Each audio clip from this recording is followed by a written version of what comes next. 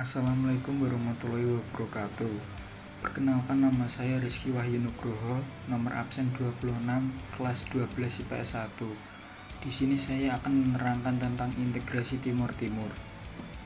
Integrasi Timur Timur ke dalam wilayah Indonesia tidak terlepas dari situasi politik internasional saat itu, yaitu Perang Dingin, di mana konstelasi geopolitik kawasan Asia Tenggara saat itu terjadi perebutan pengaruh dua blok yang sedang bersaing, yaitu blok Barat Amerika Serikat dan blok Timur Uni Soviet.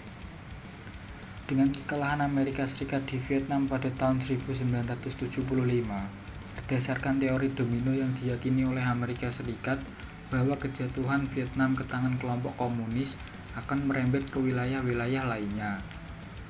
Kemenangan komunis di Indochina atau Vietnam secara tidak langsung juga membuat khawatir para elit Indonesia, khususnya pihak militer. Pada saat yang sama, di wilayah koloni Portugis atau Timur Timur yang berbatasan secara langsung dengan wilayah Indonesia, terjadi krisis politik.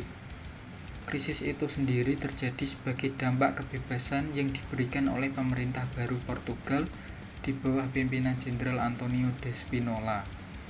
Ia telah melakukan perubahan dan berusaha mengembalikan hak-hak sipil, termasuk hak demokrasi masyarakatnya, bahkan dekolonisasi. Di Timur Timur muncul 3 partai politik besar yang memanfaatkan kebebasan yang diberikan oleh pemerintah Portugal. Ketiga partai politik itu adalah 1. União Democrática Timorense atau UDT, Persatuan Demokratik Rakyat Timur yang ingin merdeka secara bertahap. Untuk tahap awal, UDT menginginkan Timur Timur menjadi negara bagian dari Portugal.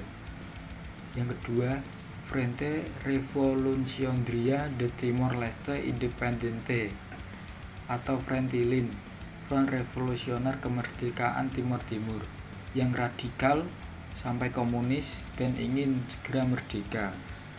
Dan yang ketiga, Asociação Popular Democrática Timorense atau Apodelegatan Demokratik Populer Rakyat Timur yang ingin bergabung dengan Indonesia.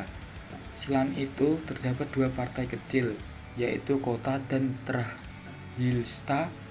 Ketiga partai tersebut saling bersaing, bahkan timbul konflik berupa perang saudara. Pada tanggal 31 Agustus 1974, Ketua Umum APODT, Arnaldo dos Reis Araújo, menyatakan partainya menghendaki bergabung dengan Republik Indonesia sebagai provinsi ke-27.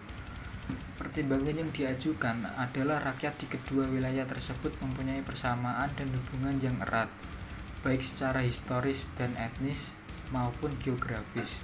Menurutnya, integrasi akan menjamin stabilitas politik di wilayah tersebut.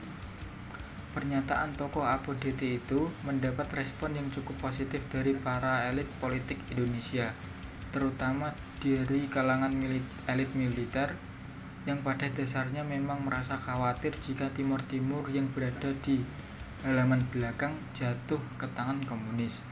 Meskipun demikian, pemerintah Indonesia tidak serta-merta menerima begitu saja keinginan orang-orang APODT.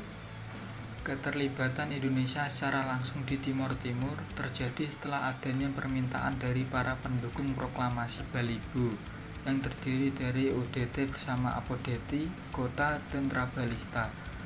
Keempat partai itu pada tanggal 30 November 1975 di Kota Balibo mengeluarkan pernyataan untuk bergabung dengan pemerintahan Republik Indonesia.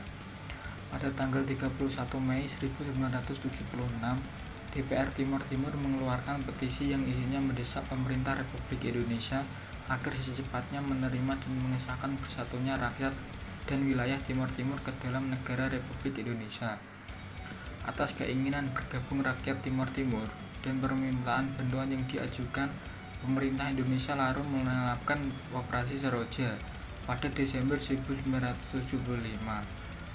Operasi militer ini diam-diam didukung oleh Amerika Serikat yang tidak ingin pemerintahan komunis berdiri di Timur Timur. Pada masa itu, perang dingin antara Amerika Serikat dengan Uni Soviet yang komunis memang tengah berlangsung.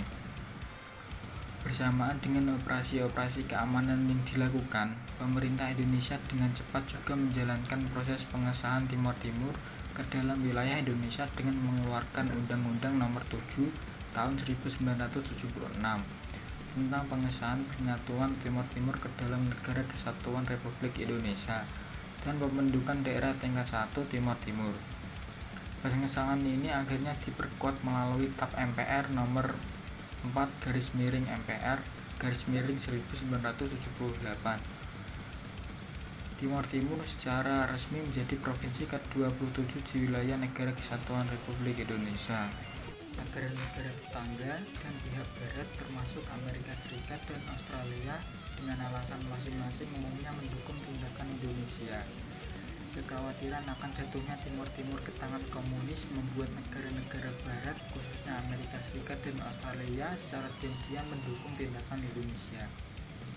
Mereka secara de facto dan selanjutnya de jure integrasi Timor Timur ke wilayah Indonesia. Akan tetapi, penguasaan Indonesia terhadap wilayah itu ternyata menimbulkan banyak permasalahan yang berkelanjutan, terutama setelah berakhirnya Perang Dingin dan runtuhnya Uni Soviet. Demikianlah penjelasan yang dapat saya berikan. Jika ada salah kata, saya mohon maaf yang sebesar-besarnya. Assalamualaikum warahmatullahi wabarakatuh.